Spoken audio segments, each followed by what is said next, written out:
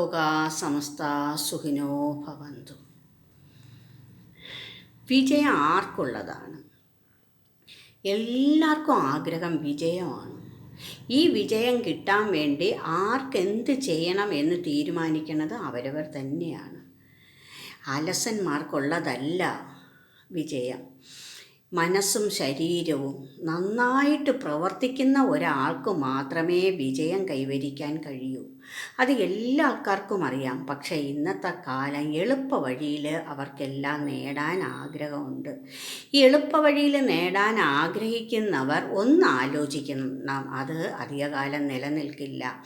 നമ്മൾ എത്രത്തോളം കഷ്ടപ്പെടുന്നുവോ, എത്രത്തോളം യാതന അനുഭവിക്കുന്നുവോ, എത്രത്തോളം ദുരിതം അനുഭവിക്കുന്നുവോ, അത് ഉൾക്കൊള്ളാൻ കഴിഞ്ഞ് മുന്നോട്ട് പോകുന്ന ഒരാൾക്ക് മാത്രമേ വിജയം കിട്ടുകയുള്ളൂ. ഈ വിജയം കിട്ടിക്കഴിഞ്ഞാൽ അയാൾ നേടാനുള്ളത് മുഴുവനും നേടിക്കഴിഞ്ഞു എന്ന് തീരുമാനിക്കാം.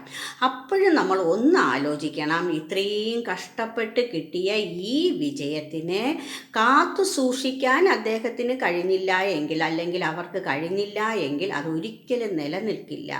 ഏറ്റവും ബുദ്ധിമുട്ടി കിട്ടിയ കാര്യം ആയത് കാരണം അത്രയും ശ്രദ്ധയോടെ തന്നെ അത് കൈകാര്യം ചെയ്യാനും നാം പഠിച്ചിരിക്കണം. നേടുന്നതിലല്ല കാര്യം, സൂക്ഷിക്കുന്നതിലാണ് കാര്യം, നിലനിർത്തുന്നതിലാണ് കാര്യം. അപ്പം വിജയം എന്ന് പറയുന്നത് വെറുതെ കിട്ടുന്ന ഒരു സാധനമല്ല. മനസ്സും ശരീരവും എത്രത്തോളം അതിനു വേണ്ടി പ്രയത്നിക്കുന്നുവോ, കഷ്ടത അനുഭവിക്കുന്നുവോ, ദുരിതം അനുഭവിക്കുന്നുവോ, ദുഃഖം അനുഭവിക്കുന്നുവോ, ആ വിജയം വൻ വിജയം തന്നെയാണ്. ആ വിജയം നമ്മൾ നേടിയെടുക്കണം. നേടിയെടുക്കുന്നത് എളുപ്പ വഴിയിൽ കൂടെ ആയിരിക്കരുത്. കഷ്ടതയും നഷ്ടവും ദുരിതവും ദുഃഖവും എല്ലാം അനുഭവിച്ച് നേടിയെടുക്കുന്ന വിജയം നമുക്ക് എന്നേക്കുമായി നിലനിൽക്കുകയും ചെയ്യും.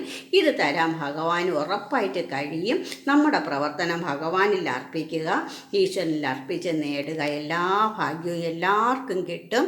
ഇത് നേടിയെടുക്കണം. ഇത് നേടിയെടുത്ത് അതിൽ സന്തോഷത്തോടെ ജീവിക്കുക, സൂക്ഷിച്ച് ജീവിക്കുക. എല്ലാ ഭാഗ്യവും നമുക്ക് എല്ലാവർക്കും കൊടുക്കാൻ കഴിയും. ലോകാ സമസ്ത സുഖിനോ ഭവന്തു.